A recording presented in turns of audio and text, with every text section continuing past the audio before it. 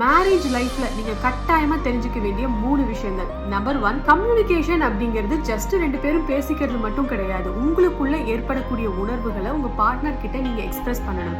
For example, அவங்க உங்களை dominate பண்றாங்க, இல்லைன்னா வேற ஏதாவது அவங்க பண்ற விஷயங்கள் உங்களுக்கு பிடிக்கல அப்படின்னா, அப்போ அந்த மூமெண்ட்லயே you have to express it. அதை சொல்லாம உள்ளுக்குள்ளேயே வச்சுட்டு அட்ஜஸ்ட் பண்ணிட்டு இருந்தீங்கன்னா எவ்வளவு நாளைக்கு தான் இப்படியே இருக்க முடியும்னு நினைக்கிறீங்க? அட் ஒன் பாயிண்ட் ஆஃப் டைம்ல இதை தாங்க முடியாம பர்ஸ்ட் அவுட் ஆயிடுவோம். அப்போ நம்மளோட ரிலேஷன்ஷிப் உடைஞ்சு போகிறதுக்கான வாய்ப்புகள் நிறையவே இருக்கு. நம்பர் 2, உங்க ஹஸ்பண்டோ இல்லைன்னா ஒய்ஃபோ ஏதாவது ஒரு பெரிய பிரச்சனையில இருக்கும் போது, அதெல்லாம் ஒண்ணு இல்ல, சீக்கிரமா சரியாயிடும், நம்ம சரி பண்ணிடலாம், பாத்துக்கலாம் விடு அப்படின்னு நீங்க சொல்ற இந்த வார்த்தைகளுக்கு அவ்வளோ பெரிய பவர் இருக்கு.